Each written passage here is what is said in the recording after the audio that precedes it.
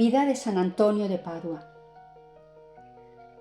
San Antonio nació en Portugal, pero adquirió el apellido por el que lo conoce el mundo de la ciudad italiana de Padua, donde murió y donde todavía se veneran sus reliquias.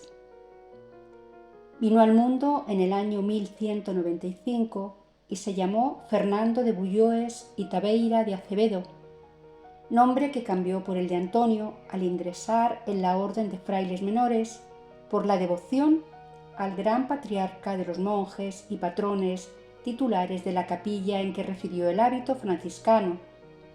San Antonio nació en Portugal, en Lisboa. Transcurre los primeros años de formación bajo la guía de los canónigos de la catedral. Serán años preciosos para su formación y discernimiento. Alrededor de los 15 años entra en el convento agustino de San Vicente, fuera de las murallas de Lisboa, para adherirse al proyecto de consagración a Dios que había ido madurando. Aquí vive unos 2 años. Después, probablemente para evitar las distracciones de amigos y parientes de la ciudad, con el permiso de los religiosos se traslada a Coimbra, que en aquel tiempo era la capital de Portugal, donde surge otra abadía de los canónigos agustinos. Una vez en Coimbra se dedicó por entero a la plegaria y al estudio. Gracias a su extraordinaria memoria retentiva, llegó a adquirir en poco tiempo los más amplios conocimientos sobre la Biblia.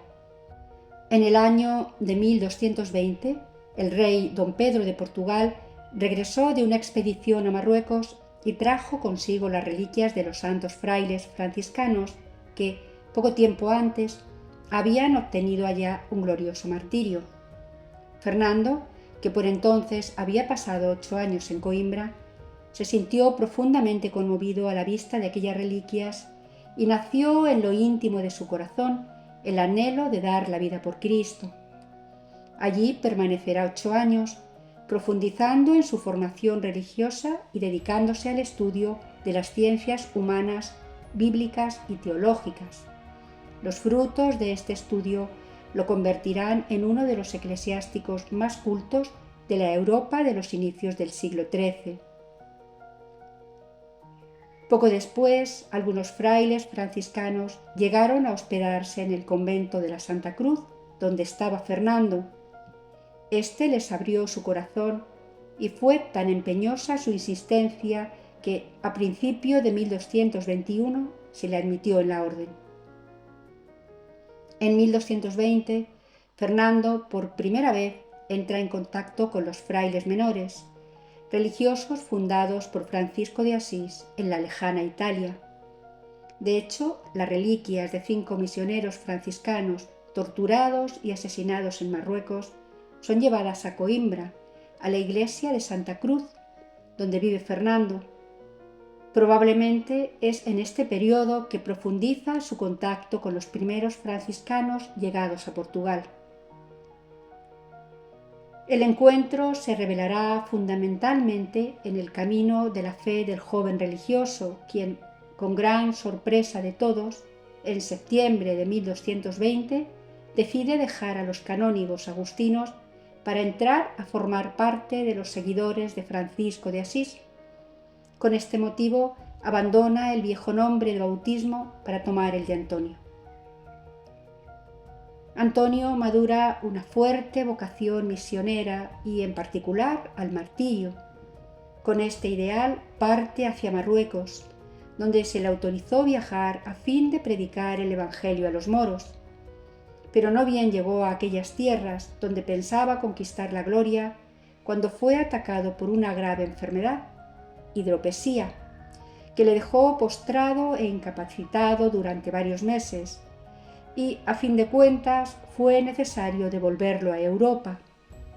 La nave en que se embarcó, empujada por fuertes vientos, se desvió y fue a parar en Mesina, la capital de Sicilia. Con grandes penalidades viajó desde la isla a la ciudad de Asís, donde, según le habían informado sus hermanos en Sicilia, iba a llevarse a cabo un capítulo general. Aquella fue la gran asamblea de 1221. el último de los capítulos que admitió la participación de todos los miembros de la orden. Estuvo presidido por el hermano Elías como vicario general y San Francisco, sentado a sus pies, estaba presente. Indudablemente que aquella reunión impresionó hondamente al joven fraile portugués. Tras la clausura, los hermanos regresaron a los puestos que se les habían señalado y Antonio fue a hacerse cargo de la solitaria ermita de San Paolo, cerca de Forlì.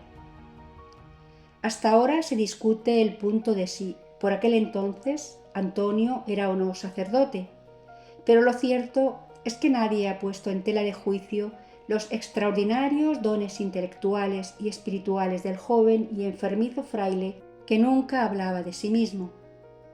Cuando no se le veía entregado a la oración en la capilla o en la cueva donde vivía, estaba al servicio de los otros frailes, ocupado sobre todo en la limpieza de los platos y cacharros después del almuerzo comunal.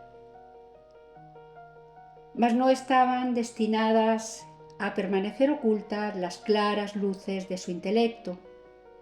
Sucedió que al celebrarse una ordenación en Forlì en septiembre de 1222, los candidatos franciscanos y dominicos se reunieron en el convento de los frailes menores de aquella ciudad.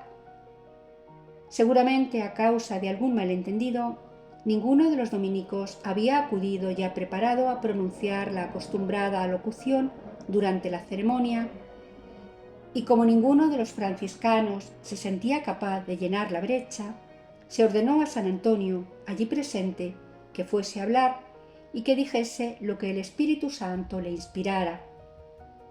El joven obedeció sin chistar y, desde que abrió la boca hasta que terminó su improvisado discurso, todos los presentes le escucharon como arrobados, embargados por la ovación y por el asombro a causa de la elocuencia, el fervor y la sabiduría de que hizo gala el orador, que, a pesar de ser extranjero, manifestó su profunda cultura bíblica y su simplicidad de expresión. En cuanto el ministro provincial tuvo noticias sobre los talentos desplegados por el joven fraile portugués, lo mandó llamar a su solitaria ermita y lo envió a predicar a varias partes de la Romagna, una región que por entonces abarcaba toda la Lombardía.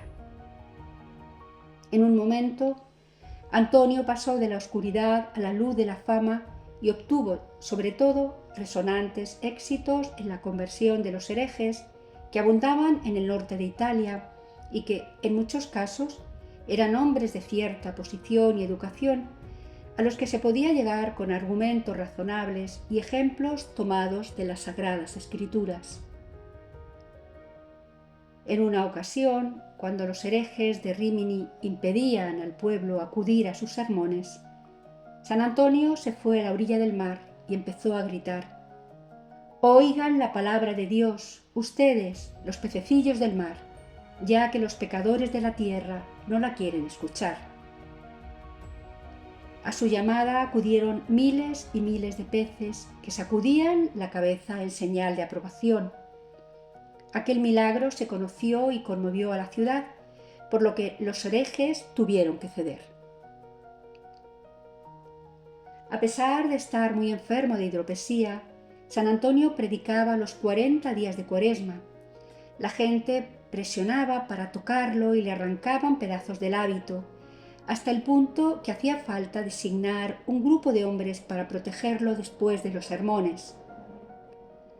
Además de la misión de predicador, se le dio el cargo de lector en teología entre sus hermanos. Aquella fue la primera vez que un miembro de la orden franciscana cumplía con aquella función. En una carta que por lo general se considera como perteneciente a San Francisco, se confirma este nombramiento con las siguientes palabras: «Al muy amado hermano Antonio, el hermano Francisco le saluda en Jesucristo. Me complace en extremo que seas tú el que lea la sagrada teología a los frailes, siempre que esos estudios no afecten al Santo Espíritu de plegaria y devoción que está de acuerdo con nuestra regla». Sin embargo, se advirtió cada vez con mayor claridad que la verdadera misión del hermano Antonio estaba en el púlpito. Por cierto, que poseía todas las cualidades del predicador: ciencia, elocuencia, un gran poder de persuasión, un ardiente celo por el bien de las almas y una voz sonora y bien timbrada que llegaba muy lejos. Por otra parte, se afirmaba que estaba dotado con el poder de obrar milagros y, a pesar de que era de corta estatura y con cierta inclinación a la corpulencia, poseía una personalidad extraordinariamente atractiva, casi magnética. A veces bastaba su presencia para que los pecadores cayesen de rodillas a sus pies. Parecía que de su persona irradiaba la santidad. A donde quiera que iba, las gentes le seguían en tropel para escucharle, y con eso había para que los criminales empedernidos, los indiferentes y los herejes pidiesen confesión. Las gentes cerraban sus tiendas, oficinas y talleres para asistir a sus sermones. Muchas veces sucedió que algunas mujeres salieron antes del alba o permanecieron toda la noche en la iglesia para conseguir un lugar cerca del púlpito. Con frecuencia, las iglesias eran insuficientes para contener a los enormes auditorios y para que nadie dejara de oírle. A menudo predicaba en las plazas públicas y en los mercados. Poco después de la muerte de San Francisco, el hermano Antonio fue llamado, probablemente con la intención de nombrarle ministro provincial de la Emilia-Romagna. En relación con la actitud que asumió el santo en las disensiones que surgieron en el seno de la orden, los historiadores modernos no dan crédito a la leyenda de que fue Antonio quien encabezó el movimiento de oposición al hermano Elías y a cualquier desviación de la regla original. Esos historiadores señalan que el propio puesto de lector en teología creado para él era ya una innovación.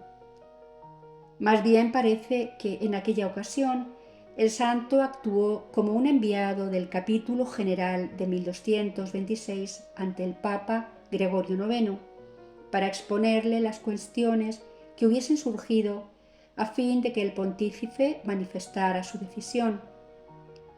En aquella oportunidad, Antonio obtuvo del Papa la autorización para dejar su puesto de lector y dedicarse exclusivamente a la predicación.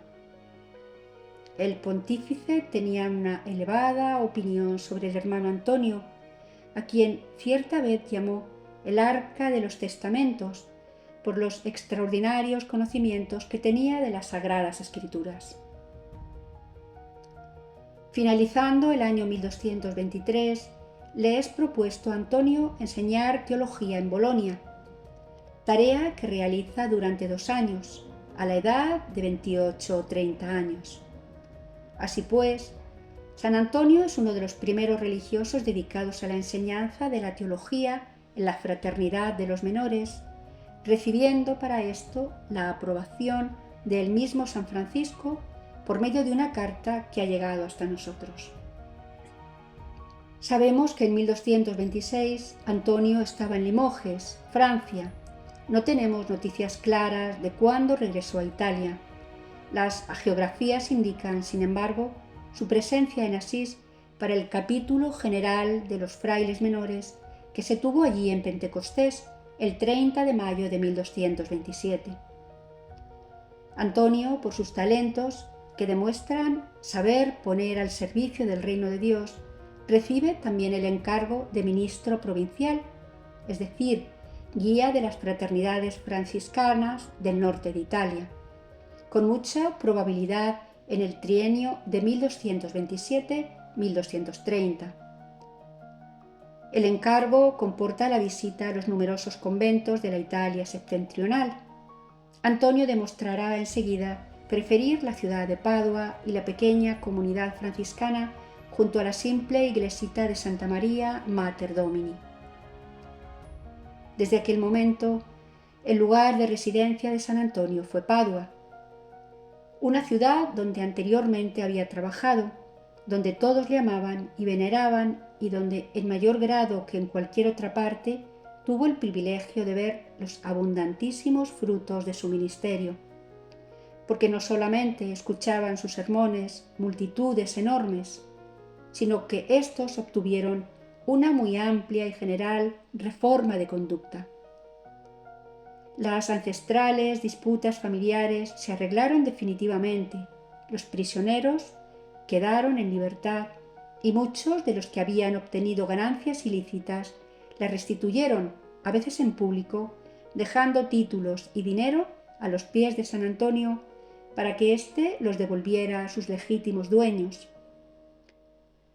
Para beneficio de los pobres, denunció y combatió el muy ampliamente practicado vicio de la usura y luchó para que las autoridades aprobasen la ley que eximía de la pena de prisión a los deudores que se manifestasen dispuestos a desprenderse de sus posesiones para pagar a sus acreedores. Se dice que también se enfrentó abiertamente con el violento duque Celino para exigirle que dejase en libertad a ciertos ciudadanos de Verona que el duque había encarcelado. A pesar de que no consiguió realizar sus propósitos en favor de los presos, su actitud nos demuestra el respeto y la veneración de que gozaba, ya que se afirma que el duque le escuchó con paciencia y se le permitió partir sin que nadie le molestara. La Asidua, la primera biografía de San Antonio, afirma que escribió sus sermones para los domingos durante una de sus permanencias en Padua. A pesar de que la noticia no está probada del todo, es cierto que este voluminoso texto, dirigido en modo particular a sus frailes para formarlos en el arte de la predicación, expresa la gran ciencia teológica del religioso, que, después de la canonización, recibirá el título de doctor de la Iglesia. El empeño que puso Antonio en la predicación y en el sacramento de la reconciliación durante la Cuaresma de 1231 puede considerarse su gran testamento espiritual. A todo esto se une una gran atención por los pobres y por los males de la ciudad. Gracias a sus intervenciones y enseñanzas, sabemos que en un estatuto ciudadano relativo a los deudores insolventes, el 17 de marzo de 1231, el magistrado jefe, algo así como el alcalde de Padua, Esteban Badoer, estableció que el deudor que no pudiera pagar, sin culpa suya, una vez cedidos sus bienes a cambio, no sería encarcelado. Después de una de sus jornadas de predicación, durante la primavera de 1231, la salud de Antonio comenzó a ceder y se retiró a descansar con otros 2 frailes a los bosques de Camposampiero, pueblecito a pocos kilómetros de Padua, como huésped del conde Tiso. Pide, sin embargo, que le sea acondicionado un simple refugio sobre un gran nogal, donde transcurre los días en contemplación con Dios y en diálogo con las gentes humildes de la aldea. Es durante esta permanencia que se le aparece el niño Jesús y dialoga con él, como testificará el conde Tiso. Poco después, sintiéndose aquejado por un fuerte malestar, se dio cuenta de la inminencia de su muerte y pidió que lo llevasen a Padua. Puesto en una carreta, es llevado a esa ciudad a la que apenas llegó con vida. Estando en Arcela, un barrio a las puertas de Padua, en la habitación particular del capellán de las clarisas pobres, recibió los últimos sacramentos. Entonó un canto a la Santísima Virgen y sonriendo dijo: «Veo venir a nuestro Señor», y murió. Tenía tan solo 35 años de edad. Era el 13 de junio de 1231. La gente recorría las calles diciendo: «Ha muerto un santo, ha muerto un santo».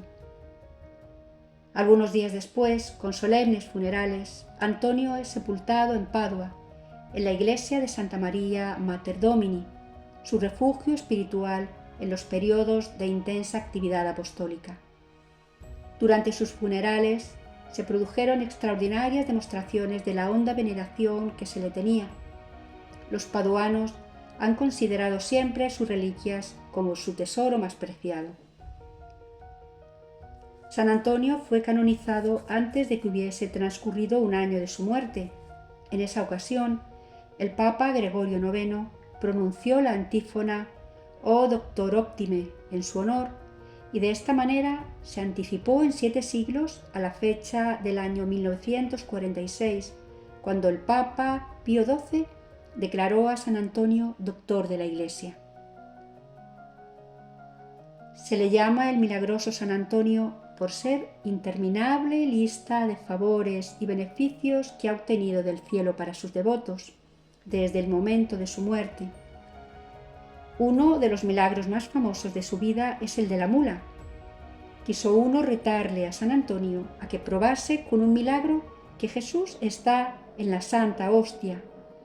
El hombre dejó a su mula 3 días sin comer y luego, cuando la trajo a la puerta del templo, le presentó un bulto de pasto fresco y al otro lado a San Antonio con una hostia santa. La mula dejó el pasto y se fue hacia la Santa Hostia, frente a la que se arrodilló. Por regla general, la iconografía, a partir del siglo XVII, ha representado a San Antonio con el niño Jesús en los brazos. Ello se debe a un suceso que tuvo mucha difusión y que ocurrió cuando San Antonio estaba de visita en la casa de un amigo. En un momento dado, éste se asomó por la ventana y vio al santo que contemplaba arrobado a un niño hermosísimo y resplandeciente a quien sostenía en sus brazos. En las representaciones anteriores al siglo XVII aparece San Antonio sin otro distintivo que un libro, símbolo de su sabiduría respecto a las sagradas escrituras. En ocasiones se le representó con un lirio en las manos y también junto a una mula, que, según la leyenda, fue la que se arrodilló ante el Santísimo Sacramento que mostraba el santo. San Antonio es el patrón de los pobres y ciertas limosnas especiales que se dan para obtener su intercesión son llamadas pan de San Antonio. Esta tradición comenzó a practicarse en 1890. No hay ninguna explicación satisfactoria sobre el motivo por el que se le invoca para encontrar los objetos perdidos, pero es muy posible que sea esta devoción que esté relacionada con un suceso que se relata entre los milagros de la crónica 24 Generalium, cuando un novicio huyó del convento llevándose un valioso salterio que utilizaba el santo. San Antonio oró para que fuese recuperado su libro y al instante el novicio fugitivo se vio ante una aparición terrible y amenazante que le obligó a regresar al convento y devolver el libro. En Padua hay una magnífica basílica donde se veneran sus santos restos mortales. San Antonio de Padua, intercede por nosotros ante el Señor. Amén.